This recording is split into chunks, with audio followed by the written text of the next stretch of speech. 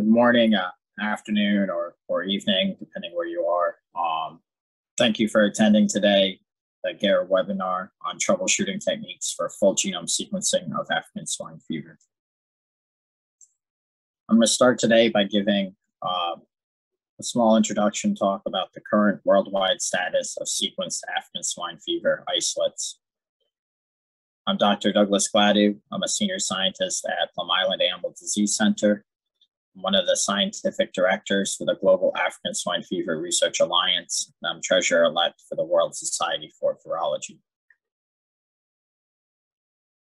I'm going to start by showing a picture, an EM picture taken at Plum Island of African swine fever virus. And here you can see the large genomic core. African swine fever virus is the only member of the Azarviridae family. It's currently causing a pandemic. It had a recent spread into the Western Hemisphere, into the Dominican Republic. It has a large double-stranded DNA genome, depending on isolate, can be 170 to 190 kb. It's difficult to sequence such a large genome, and it's difficult to isolate viral DNA from cellular DNA. In the first 90 years of outbreaks, there are very few sequenced genomes. These genomes basically historically relied on Sanger sequencing, and there's now been some historical isolates in recent history sequenced by next generation sequencing.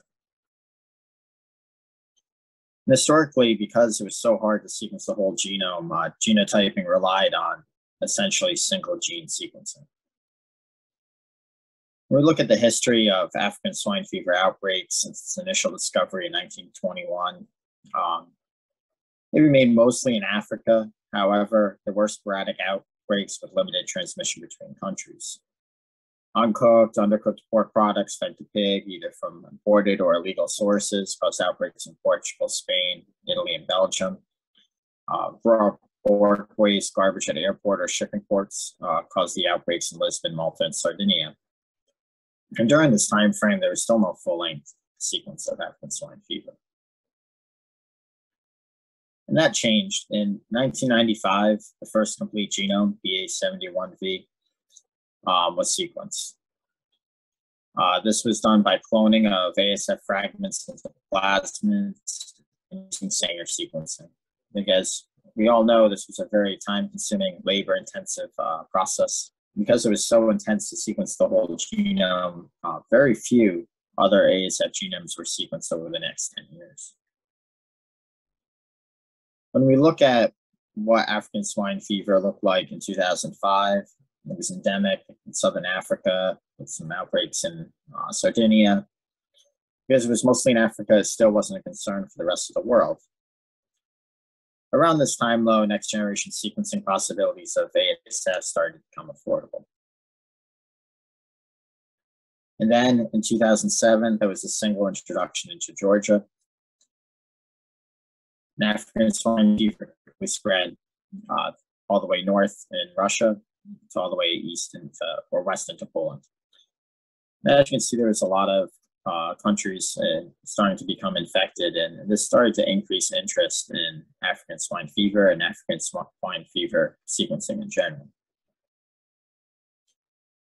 When we look back at our last GARE meeting in Sardinia in 2018, and when we made this gap analysis report as an outcome from that meeting, we saw at that time in regards to sequencing was that there were only 19 ASF full-length sequences at this time.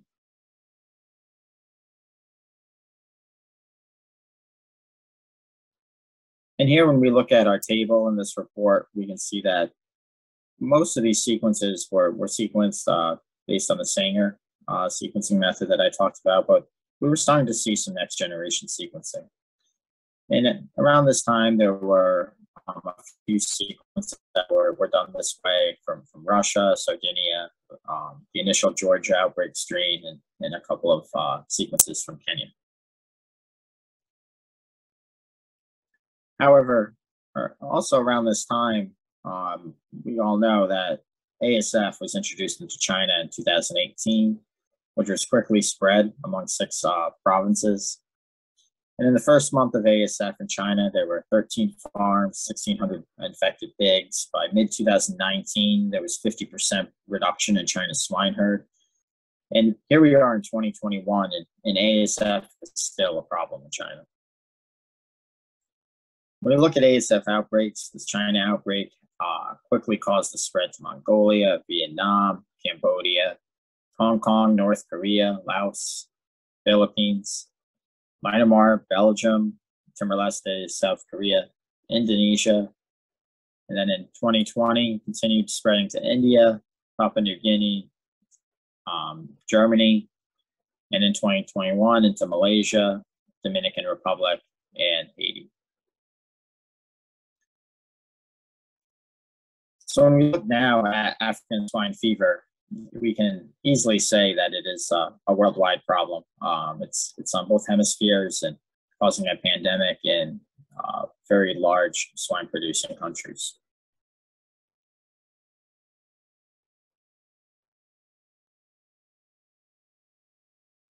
When we look at what's out there now for complete genomes on NCBI, we can see that the spread of ASF definitely increased the interest to sequence ASF. Currently, there are 114 complete genomes from all different countries. Most are sequenced only by Illumina. Most are aligned to an ASF reference. And most are ASF Georgia derivatives.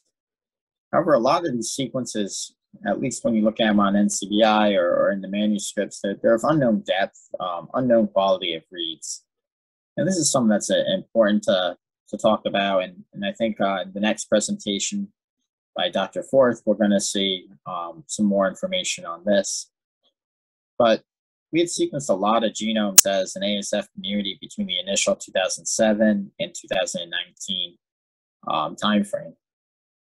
And it wasn't until 2019 that it was discovered that everyone sequencing ASF was missing or likely missing a 2 kb piece of the genome. So all prior sequence Eurasia strains are missing this piece when you look online. However, are there really circulating strains without this 2 kb, or were most labs just aligning to a reference? What we also see is we see a lot of interest in different naturally occurring variants and new sequences coming out. And here's just a couple of examples of recent publications. Variants are not surprising. They're very common with extended outbreaks. It's expected. However, this does add to the number of sequences in GenBank. So even though we do have 119 full genome sequences, is really biased towards sequences that are really variants of the ASF Georgia derivatives. And on top of that, a lot of these sequences that are out there with small variants, we don't know the depth of coverage or the percentage at that location or what the quality of the sequences is in a lot of cases. So what's the future for ASF complete sequences? Well, I think sequencing continues to get cheaper every year. There's now multiple platforms that can increase accuracy. There's second and third generation, next generation sequencing platforms. I think many labs around the world have historical samples, and sequencing these old samples that may not be possible when they were taken is now possible. I think sequencing is cheap enough in a lot of areas that's possible to sequence all outbreaks, full genome sequence, including individual farms or multiple animals from the same farms. And I really expect to see sequences of ASF isolates worldwide increase. If we look back to 2018, there was only 19 sequences, and here we are in 2021 with about 114, only 3 years later. So I wonder, can the ASF community continue this pace and at the same rate? And at that rate, we should be somewhere around 1,000 full genome sequences by 2024, maybe more. So I'd just like to talk a little bit about today's goals. We have a roundtable discussion that's going to occur. This is with all of the ASF experts on sequencing. And the goal of this roundtable discussion is to get an idea of how different labs handle ASF sequencing. And Part of the success of this roundtable discussion will rely on community input. So I definitely encourage anyone to ask questions or to answer questions that they may be doing something differently in their lab. This will help us get a baseline of what labs around the world are doing to sequence ASF genomes. And this will lead into the second goal of today, and that is to do the Garrett gap analysis and discuss the current gaps in ASF sequencing. And the goal of this is to identify common problems among ASF labs, identify research gaps and priority areas. And the goal of this is to update the gap analysis report that I showed earlier and update a section of this report on ASF sequencing. And it will be important to gauge as a community what is needed and what is being done.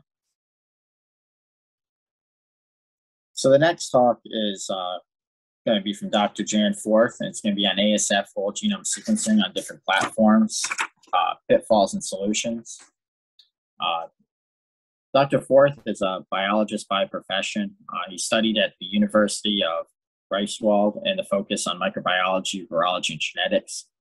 In 2015, he enrolled in the FLI's internal ASF research project, working mainly on topics related to vector biology and evolution of African swine fever virus.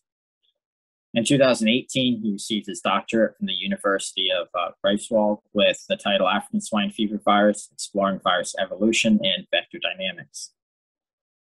Since 2018, Dr. Forth works as a postdoc at the German National Reference Laboratory for African Swine Fever Virus at FLI, focusing on viral genomics and evolution using next-generation sequencing and the interaction of ASF with its natural soft tick host. He has published different ASF whole genome sequences, including sequences from Belgium, Czech Republic, Estonia, Germany, Kenya, and has worked to update the ASF Georgia 2007 sequence. And with that, I'd like to turn the platform over to Dr. Forth.